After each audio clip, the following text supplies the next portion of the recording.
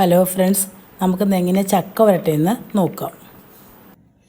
നമ്മൾ ചക്ക വെട്ടിയിട്ടുണ്ട്. അതിൻ്റെ കുരു കളയാൻ നമ്മൾ അതിൻ്റെ ഉള്ളിൽ പോളയുണ്ട്, വെളിഞ്ഞിനൊക്കെ കളഞ്ഞതുപോലെ കട്ട് ചെയ്തെടുക്കുക. കുരു കളഞ്ഞിട്ട് അവിടെ നമ്മൾ കുക്കറിലേക്ക് ഇട്ട് കൊടുക്കാം. നമുക്ക് കുറേ നാളത്തേക്ക് ഇത് വരട്ടി വെക്കാം കേട്ടോ. പിന്നെ ചക്കട ഉണ്ടാക്കാൻ എടുത്ത് വെച്ച് കഴിഞ്ഞാൽ കുറച്ച് കാലം ഇതിൽ കുറച്ചിട്ട് നമുക്ക് ചക്കട ഉണ്ടാക്കി അങ്ങനെ ഇട്ട് കൊടുക്കുക. എന്നിട്ട് ഒരു 2 വിസിൽ കേൾക്കുന്നവരെ അടിച്ചെടുക്കുക കേട്ടോ. വേവിച്ചെടുക്കാൻ എന്നിട്ട് നമുക്ക് ചെയ്യേണ്ടതാണിത്. അപ്പോൾ വെള്ളം ഒഴിച്ചു കൊടുക്കുക കേട്ടോ. അവിടെ 2 വിസിൽ കേൾക്കുന്നവരെ നമുക്ക് വേവിച്ചെടുക്കാം. ഒരു കപ്പ് വെള്ളം ഒഴിച്ചിട്ടുണ്ട് കേട്ടോ. ഇനി നമുക്കിത് വേവിക്കാൻ വെക്കാം 2 വിസിൽ വരെ. ഞാൻ 2 കുക്കറായിട്ടാണ് വെക്കുന്നത്. അത് 5-ൻ്റെ കുക്കർ. അപ്പോൾ വലിയ കുക്കറിന് വലിയ ഒറ്റ പ്രാവശ്യമായിട്ട് വെച്ചാൽ മതി. കുറച്ചൊക്കെ ഉള്ളെങ്കിൽ ചെറിയ കുക്കറിൽ വയ്ക്കുക. വേവിച്ചു ബിസ്ക്കറ്റ് കേട്ട് എയറൊക്കെ പോയി. നമ്മളിപ്പോൾ നന്നായിട്ട് തണുത്തിട്ടുണ്ട് കേട്ടോ ചക്ക. ഇപ്പോൾ കുക്കറിൽ നമ്മൾ വേവിച്ച് വെച്ചിട്ട് ഇപ്പോൾ കുറച്ച് നേരമായിട്ടുണ്ട്. ഇപ്പോൾ നന്നായി തണുത്തു. നമുക്ക് മിക്സിയിൽ ജാറിലിട്ട് അടിച്ച് വയ്ക്കാം.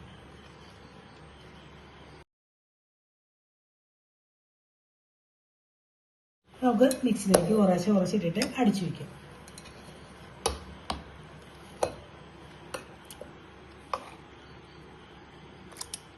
ഇതുപോലെ അടിച്ച് നമുക്ക് എല്ലാം എടുക്കാം കേട്ടോ. ഒഴിച്ച് എല്ലാം അടിച്ച ഒരു പാത്രത്തിലേക്ക് ആക്കാം കേട്ടോ. ഇപ്പം നമ്മുടെ ചൂടാറിയപ്പോൾ ചക്ക എല്ലാം അടിച്ച് വെച്ചിട്ടുണ്ട്. ഇത് ഫ്രിഡ്ജിൽ നിന്ന് വെക്കുകയാണ്. നാളെ ഉണ്ടാക്കുന്നുള്ളൂ. ഇനി ഇത് മൂടി നൈറ്റ് ഫ്രിഡ്ജിൽ വെക്കുകയാണ്. ഇതെല്ലാം അടിച്ചു വെച്ചിട്ടുണ്ട്. നമുക്കൊരു 2 ടേബിൾ സ്പൂൺ നെയ്യ് ഒഴിച്ച് കൊടുക്കാം കേട്ടോ. ഞാൻ വലിയ ഉള്ളിലാണ് ശരിയാക്കണേ. കുറച്ച് കൂടുതലുള്ളതുകൊണ്ടാണ് കേട്ടോ. കുറച്ചായി നമുക്ക് ഗ്യാസിനൊക്കെ ശരിയാക്കായിരുന്നു. നമുക്ക് ആ ചക്ക ഒന്നിലും അടിച്ചു വെച്ചില്ല, അത് അങ്ങോട്ട് ഇട്ട് കൊടുക്കാം കേട്ടോ. അതിലേക്ക്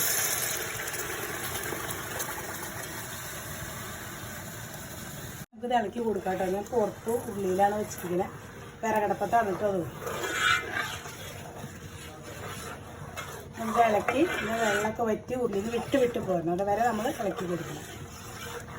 ഇതുപോലെ ഇനി പതുക്കെ ഒരു സൈഡ് മുങ്ങിയിട്ടാന്നൊക്കെ ഇളക്കണം കേട്ടോ.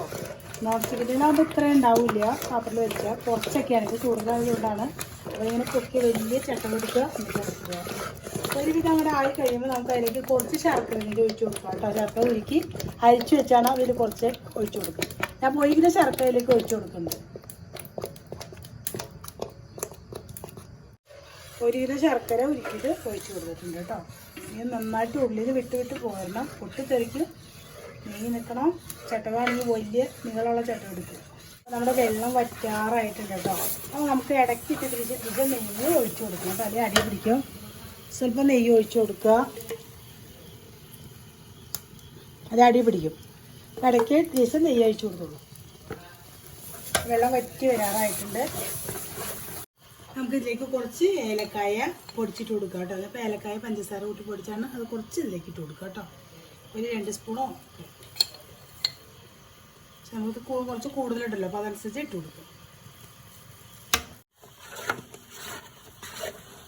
ഉള്ളിൽ നിന്ന് വിട്ട് പോരണം കേട്ടോ. അത് അനുസരിച്ച് ഇളക്കി കൊടുക്കുക. ഒരുപാട് അടി പിടിക്കാൻ അല്പം നെയ്യ് കൂട്ടി ഒഴിച്ച് കൊടുക്കുക. അങ്ങനെ വിട്ട് പോരണം. ഇട്ടുണ്ട് വിട്ട് പോകുന്നു തുടങ്ങിയിട്ടുണ്ട്. അപ്പോൾ നമുക്ക് അതിലേക്ക് കുറച്ച് കശുവണ്ടി മുന്തിരി നെയ്യിൽ വറുത്തിട്ട് ആ നെയ്യോട് കൂടെ അതിലേക്ക് ഇട്ട് കൊടുക്കാം കേട്ടോ.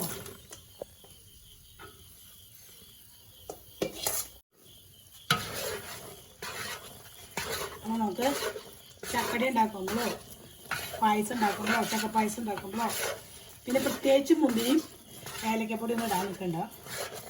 ഇപ്പോൾ നമ്മൾ കയ്യോടെല്ലാം ഇട്ടിട്ടുണ്ട്. വെള്ളമൊക്കെ വെട്ടിയായിട്ടുണ്ട്. അലുവ ഇതായിട്ടുണ്ട്. നമുക്കൊരു ഇത് ഏതിലാണ് സെറ്റ് ചെയ്യണേ അതിലോട്ട് ഇടാം കേട്ടോ.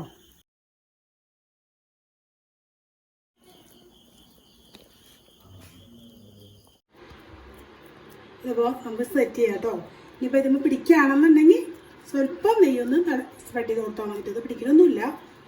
പിടിക്കുകയാണെങ്കിൽ നമ്മൾ സ്വല്പം നെയ്യ് സ്പ്രെഡ് ചെയ്ത് കൊടുക്കാം. നമ്മുടെ ചൂടാറിയിട്ടുണ്ട്. നമ്മുടെ അലുവ ഇവിടെ റെഡി ആയിട്ടുണ്ട് കേട്ടോ. നമുക്കിത് റിമൂവ് ചെയ്യാം.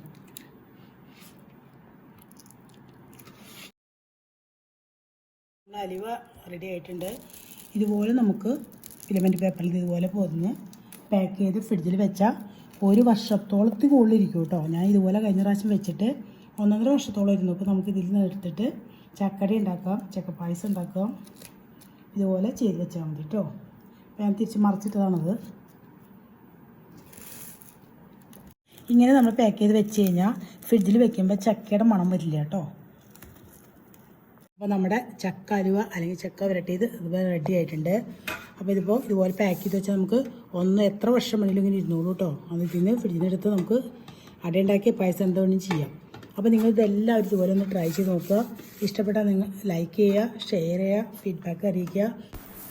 അപ്പോൾ നിങ്ങളുടെ ഫാമിലിക്കും ഫ്രണ്ട്സിനൊക്കെ ഒന്ന് ഷെയർ ചെയ്ത് കൊടുക്കുക.